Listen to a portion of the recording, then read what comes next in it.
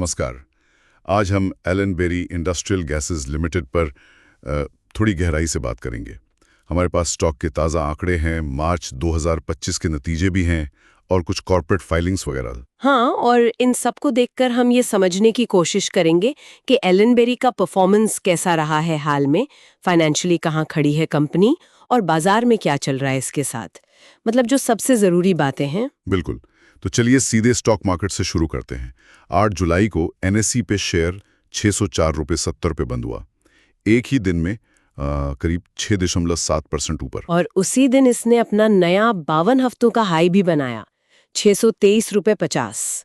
ये तेजी अचानक नहीं है। अच्छा। हाँ, पिछले एक हफ्ते, महीने, बल्कि पूरे साल में देखें तो स्टॉक करीब 51% ऊपर गया है। वॉल्यूम भी तगड़ा था, एनएसई और बीएसई मिलाकर कोई 3.6 मिलियन शेयर्स। वाह, मतलब निवेशकों का काफी इंटरेस्ट रहा है। मार्केट कैप भी तो बढ़ गया होगा फिर। हाँ, करीब 8,522 करोड़ का मार्केट कैप हो गया है। लेकिन यहाँ एक पेच है। पेच? कैसा पेच? टेक्निकल इंडिकेटर्स जो है वो थोड़े अलग कहानी कह रहे हैं। जैसे मोमेंटम्स को वो बिल्कुल जीरो है, मतलब तकनीकी रूप से मंदी दिखा रहा है। जीरो? इतनी तेजी के बाद भी? इसका क्या मतलब हुआ? इसका मतलब ये हो सकता है कि दाम तो बड़ा है, पर शायद उसके पीछे जो अंदरूनी ताकत या मोमेंटम होना चाहिए वो कमजोर है। कभी-कभी ये रिवर्सल का सिग्नल भी हो सकता है। और वैल्यूएशन का क्या? वैल्यूएशन स्कोर भी बहुत कम है, 1.21,000, जो महंगा बता रहा है। और देखिए, पीबी रेशियो मतलब प्राइस टू बुक वैल्यू वो 17.2 है। पी रेशियो तो है नहीं। 17.2 का पीबी? ये तो सेक्टर के हिसाब से भी देखना होगा, पर हाँ, ऊपरी तौर पर तो ज्यादा ही लगता है। बिल्कुल। तो एक तरफ ये रॉकेट जैसा रिटर्न, दूसरी तरफ टेक्निकल वार्निंग और महंगा वैल्यूएशन। इसी विरोधाभास को समझने के लिए कंपनी के बिजनेस को देखना जरूरी है। सही बात है। कंपनी करती क्या है असल में? 1973 की कंपनी है, ये तो पता है। हाँ, काफी पुरानी है। ये खुद को भारत की सबसे बड़ी 100% स्टैंड अलोन औद्योगिक गैस कंपनी बताते हैं।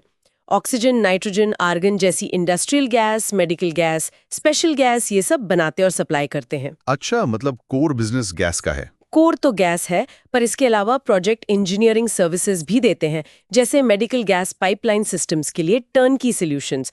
और एक और डिवीजन है इनका, हावड़ा में। वो क्या करता है? वो स्टील सर्विस सेंटर है। लोहे के प्रोडक्ट्स का इंपोर्ट, ट्रेडिंग, प्रोसेसिंग वगैरह करते हैं। तो मोटे तौर पर 2 सेगमेंट हो गए, गैस और शीट्स। ठीक है। तो ये जो बिजनेस है, इसके नंबर्स कैसे हैं? मार्च 2025 वाले नतीजे तो जबरदस्त लग रहे थे। हाँ, नतीजे काफी दमदार है। टोटल रेवेन्यू 348.4 करोड़ रुपए रहा। पिछले साल से, मतलब साल दर साल 20.1% की बढ़त। और मुनाफा? मुनाफे में तो कमाल ही हुआ है। नेट प्रॉफिट 83.3 करोड़ रुपए। ये पिछले साल से करीब 84% ज्यादा है, 83.9% सटीक। इबिटा भी बढ़िया है, 145.7 करोड़। 84% profit growth? ये तो बहुत मजबूत आंकड़ा है। और ये सिर्फ एक साल की बात है या ट्रेंड ऐसा ही है? पिछले 2 साल का ट्रैक रिकॉर्ड भी मजबूत है। अगर 2 साल की CAGR देखें, मतलब कंपाउंडेड एनुअल ग्रोथ रेट, तो रेवेन्यू औसतन करीब 24.8% और नेट प्रॉफिट औसतन 72% से ज्यादा, 72.2% बढ़ा है हर साल। तो फाइनेंशियल फ्रंट पर तो कहानी काफी अच्छी दिख रही है। अब जरा हाल की कॉर्पोरेट खबरों पर आते हैं। कुछ फाइलिंग्स वगैरह हुई हैं? हाँ, हुई है। 1 जुलाई को कुछ रूटीन फाइलिंग्स थीं, जैसे के फाइन टेक को RTA अपॉइंट करना, KMP डिटेल्स, ट्रेडिंग विंडो क्लोजन, ये सब तो सामान्य चीजें हैं। और IPO के टाइम क्या माहौल था? जून 2025 में ही आया था ना? हाँ, बिल्कुल। तब वेंचुरा, हेम सिक्योरिटीज, SBI सिक्योरिटीज जैसे ब्रोकर्स ने सब्सक्राइब करने की सलाह दी थी। मतलब उस समय सेंटिमेंट पॉजिटिव था। लेकिन अभी हाल में कुछ क्रेडिट रेटिंग को लेकर हुआ है शायद। हाँ, वही मैं कह रही थी। 24 जून को क्रिसिल ने इनकी क्रेडिट रेटिंग को CRISIL A stable, CRISIL A2+, issuer not cooperating category में डाल दिया। Issuer not cooperating?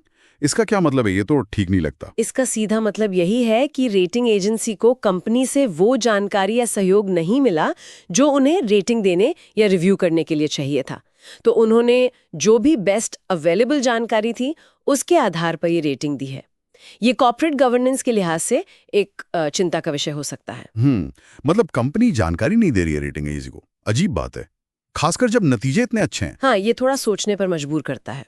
और एक और बात, लिस्टिंग के बाद से कंपनी ने कोई डिविडेंड, बोनस या स्टॉक स्प्लिट भी नहीं दिया है। ठीक है, तो अगर हम सब कुछ समेटें तो एक तरफ एलन बेरी का स्टॉक कमाल कर रहा है, नए हाई बना रहा है और फाइनेंशियल नतीजे भी मतलब बहुत शानदार हैं। बिल्कुल, आईपीओ के समय भी ब्रोकर बुलिश थे।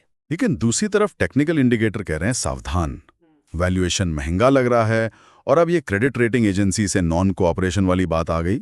हाँ, तो ये एक मिली-जुली तस्वीर है।